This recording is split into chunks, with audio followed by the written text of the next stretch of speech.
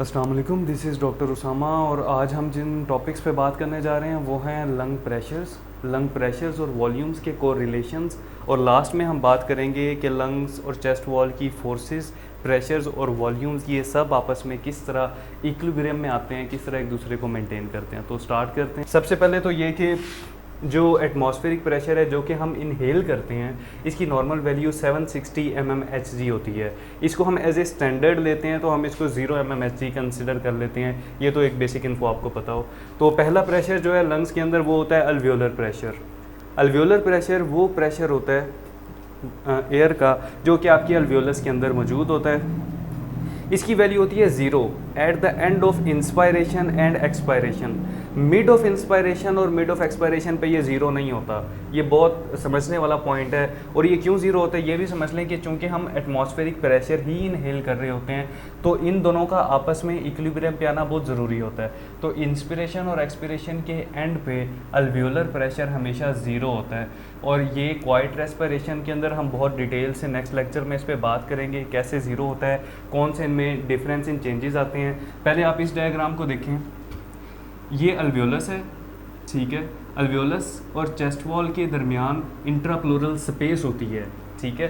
तो अल्वियोलस के अंदर जो प्रेशर होता है वो नॉर्मली 0 mmHg होता है क्योंकि ये डायरेक्ट एयर इसके अंदर इनहेल हो रही है। तो अब सेकंड बात करते हैं।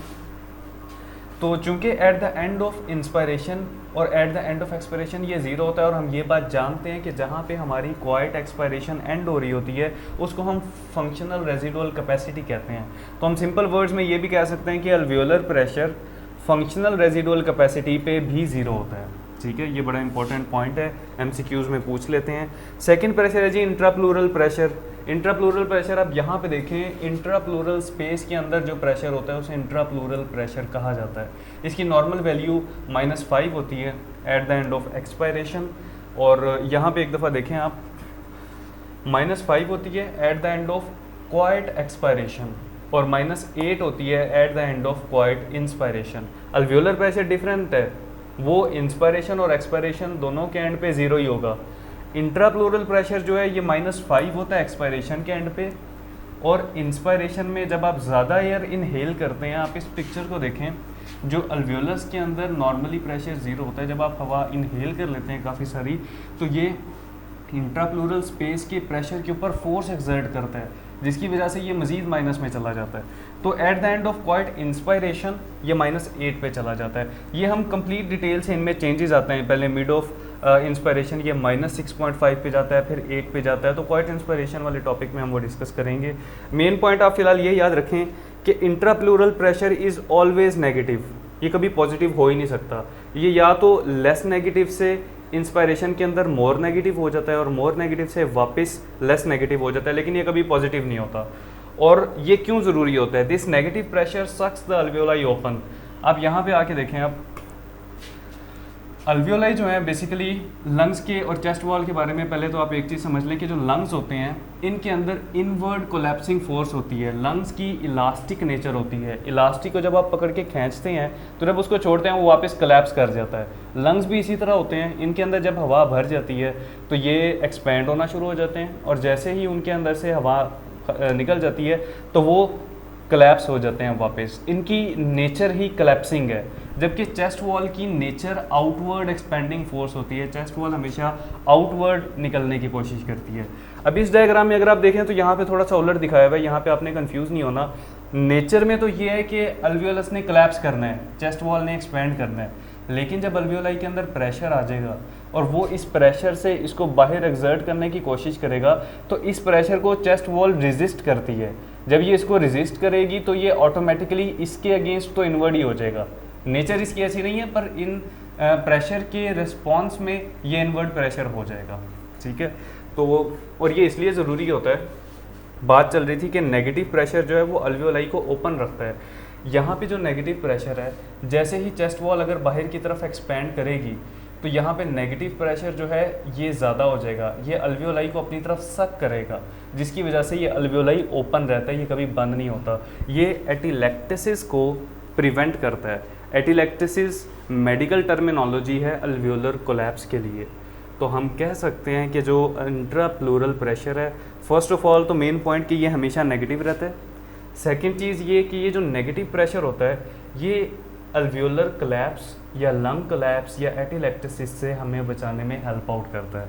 ठीक है, तो लास्ट में बात करते हैं ट्रांसपल्मोनरी प्रेशर की।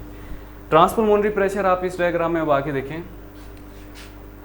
ये तो अब हमें पता चल गया कि अल्वियोलाई के अंदर जब प्रेशर आता है तो वो अल्वियोलाई को ओपन रखने में हेल्प आउट करता है, क्योंकि इटसेल्फ तो अल्वियोलाई ने बंद ही होना है।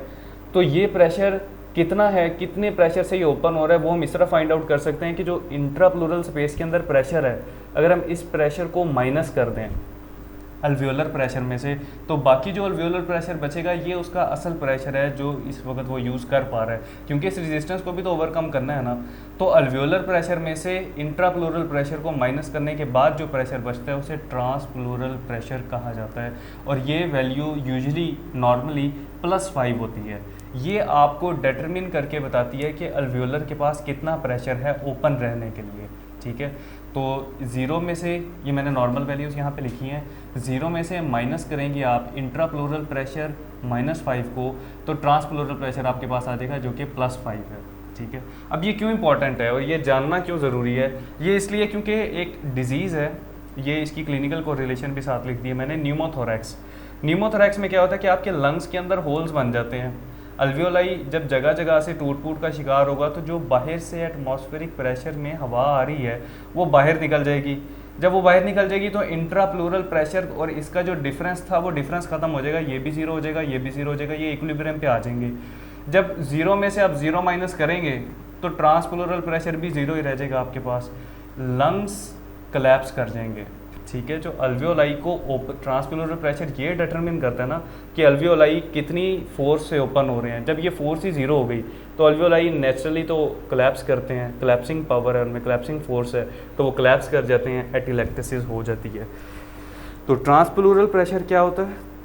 It is alveolar pressure minus intrapulmonary pressure, और it is necessary to keep the alveoli open, क्योंकि ये डिटरमिन करता है कि अल्वियोलाई कितने प्रेशर या कितनी फोर्स से ओपन हो रहे हैं। तो प्रेशर्स के बारे में तो हमने बात कर ली, और वॉल्यूम्स के बारे में हम पिछले लेक्चर्स में बात कर चुके हैं। तो अब हम बात करते हैं इन दोनों का आपस में डिफरेंस। पहले तो हम देखेंगे कि प्रेशर और वॉल्यूम्स आपस में किस तरह लंग्स के अंदर चलते हैं। तो आप इस डायग्राम को ज़रा क्लियरली देखें। साइंसदानों ने जब नई नई रिसर्च शुरू की, पल्मोनोलॉजिस्ट ने, तो उन्होंने डेड मैन, एक मुर्दा इंसान के लंग्स के ऊपर प्रेशर अप्लाई करना शुरू किया। तो उन्होंने देखा कि जिस जिस तरह वो प्रेशर बढ़ाते जा रहे थे उसका वॉल्यूम जो है, एयर प्रेशर उसके अंदर इन कर रहे हैं, वॉल्यूम एयर का बढ़ता जा रहा है, लंग्स का साइज़ बड़ा होता जा रहा है, until it reached a specific point जिसके बाद वो मज़ीद नहीं बढ़ सकता। तो जब उन्होंने वो प्रेशर अप्लाई करना बंद किया तो लंग का वॉल्यूम वापस 0 पे आ गया।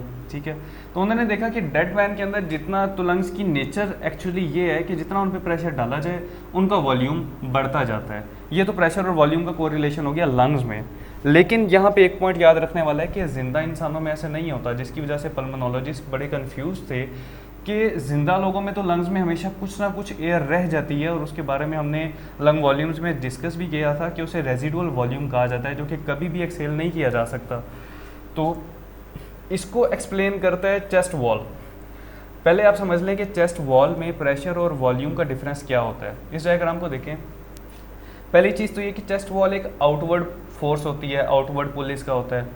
सेकेंडली ये कि जो चेस्ट वॉल के अंदर जब आपका प्रेशर 0 भी हो जाए, आपके इक्विलिब्रियम के अंदर आप रेस्टिंग फेज में होते हैं, मींस कि जब आप एक्सपायर कर चुके होते हैं सारी हवा को बाहर, आप फोर्स रेजिडुअल कैपेसिटी पे पहुंच चुके होते हैं, तब भी चेस्ट में कुछ ना कुछ एयर रह चुकी होती है। चेस्ट वॉल जो है आपकी, ये कभी भी ऐसे नहीं होता कि बिल्कुल ही खाली हो गई हो। इवन एट 0 प्रेशर भी volume never become 0 even at 0 pressure in the chest wall. ये मेन पॉइंट है। तो चेस्ट वॉल हमारे लंग्स को कम्प्लीटली कोलैप्स होने से किस तरह बचाती है, इसको अब हम यहाँ पे डिस्कस करते हैं, क्योंकि अगर चेस्ट वॉल का ये प्रेशर ना हो तो लंग्स तो 0 पे आ जाएंगे, कोलैप्स कर जाएंगे। तो इसको अब यहाँ पे हम मेंटेन करते हैं। यहाँ देखें, ये है जी। अब यहाँ पे मैंने वो दोनों जो कर्व्स थी वो इकट्ठी ड्रॉ किए हैं। तो ये चेस्ट वॉल की कर्व है, ये यूँ आ रही है। 0 mmHg प्रेशर के ऊपर भी चेस्ट वॉल 0 नहीं होती, कुछ ना कुछ प्रेशर उसमें होता है।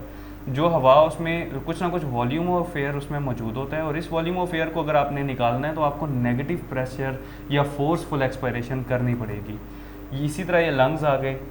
लंग्स की नेचर तो वही है कि वो प्रेशर होगा तो वॉल्यूम बढ़ता जाएगा। ये दोनों, ये इनवर्ड फोर्स होती है, ये आउटवर्ड फोर्स होती है, ये एक दूसरे को पुल अपार्ट कर रहे होते हैं, एक दूसरे को बैलेंस कर रहे होते हैं। एक पॉइंट ऐसा आता है जहाँ पे ये फोर्सेस बिल्कुल इक्विलिब्रियम, बिल्कुल स्टेबल हो जाती हैं, उसे फंक्शनल रेजिडुअल कैपेसिटी कहा जाता है।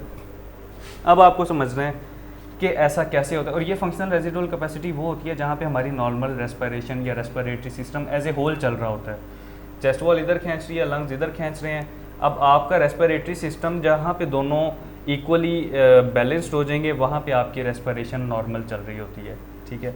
तो इसमें अब आप देख सकते हैं कि जो फोर्स्ड रेजिडुअल कैपेसिटी होती है जहाँ पे हम मेंटेन हुए हैं, यहाँ पे नॉर्मल रेस्पिरेशन ऊपर हो गई।